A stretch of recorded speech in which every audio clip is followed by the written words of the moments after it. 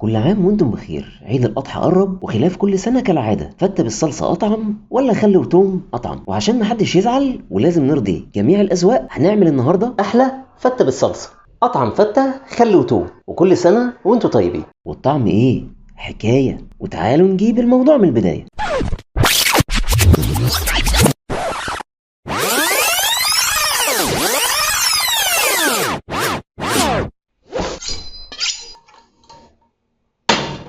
أول حاجة هنزل بحتة زبدة، شوية زيت، وهنزل ببصلاية متقطعة. هدي للبصل لسعة خفيفة كده، وبعدين هنزل باللحمة الملبسة اللي عندي. أنا بحب اللحمة تاخد لون من كل وش، عشان مش بحب أحمرها بعد ما تتسلق. هفضل أقلب لحد ما تاخد لون من كل جنب، وفي نفس الوقت هكون بجهز مية مغلية علشان أنزل بيها على اللحمة. هبدأ أنزل عليها بالمية.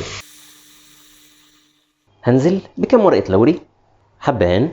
الحبهان أنا بفتحه نصين قبل ما أنزل بيه في الشوربة. معلقة صغيرة كبابة صيني، 5 عيدان قرنفل، معلقة صغيرة سكر، وشوية وهنضيف الملح والفلفل.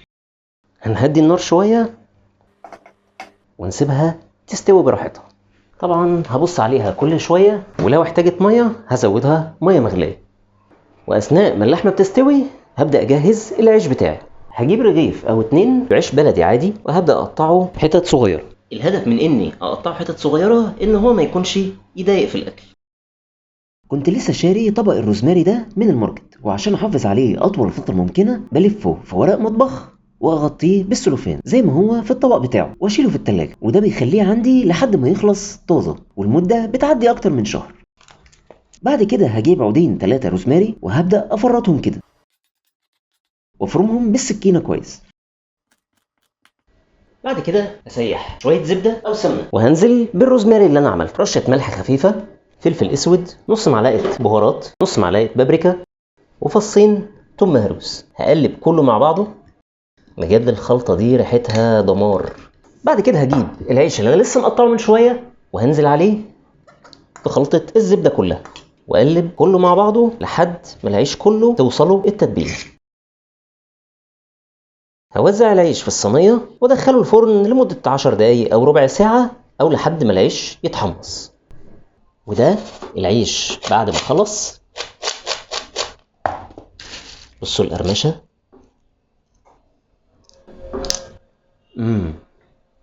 حاجه لذيذه جدا. احلى قرمشه دي ولا ايه؟ بصوا،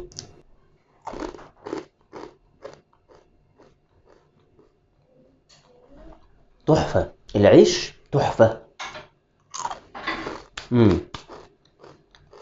وعشان نجهز التقليه كل اللي هنعمله هننزل بشويه زيت، وهننزل بمعلقه توم مهروس. لو انتوا حابين التوم الفريش مفيش اي مشكله. هننزل بشويه كزبره ناشفه، نقسم الكميه ديت نصين. اول ما التوم يبدا ان هو يتحمر هننزل بمعلقه صلصه جاهزه وشويه خل. هننزل برشه ملح وفلفل اسود وشويه ميه، وهننزل عليها في الاخر معلقه سكر عشان الحموضه. هنسيبها تتسبك شويه على جنب ونشوف باقي التقليه. هننزل عليها برشه كزبره. بس كده هنطفي عليها وننزل عليها بالخل وشويه ميه صغيرين جدا ونص ليمونه. ودي احلى تقليه للفته. وكده نكون خلصنا. هنجيب بقى الطبق بتاعنا، وبعدين هننزل بشويه عيش، وهننزل عليهم بالرز، وهننزل بشويه شوربه، شويه تقليه،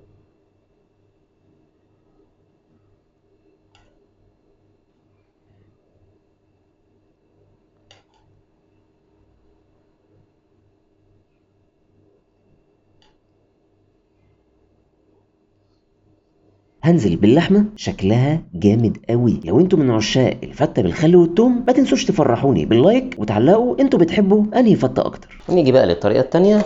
هننزل بالعيش، وهننزل بالرز، وبعدين ننزل بالشوربه، والمره دي هننزل بالصلصه. وبعدين هننزل باللحم. ولو انتوا من عشاق الفتة بالصلصة ما تنسوش تفرحوني بلايك برضو. ويا ترى انهي جمهور اللي هيكون اكتر ما بيننا؟ هندوق بقى الجمال ده بيقول ايه، الشقاوة دي بتقول ايه. يلا بينا. دي ولا دي؟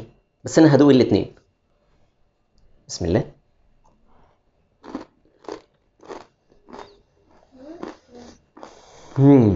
يا روقانه. طب يلا بقى ندوق دي. انا مش عارف اقرر بصراحه، مش عارف اقرر دي ولا دي. انا احترت، مش عارف دي ولا دي. ما تنسوش تكتبوا لنا في التعليقات بتحبوا انهي فته، دي ولا دي. ما تنسوش تعملوا لايك وشير وتمنشنوا لحبايبكم اللي هتاكلوهم الفته دي. اشوفكم في فيديو جديد.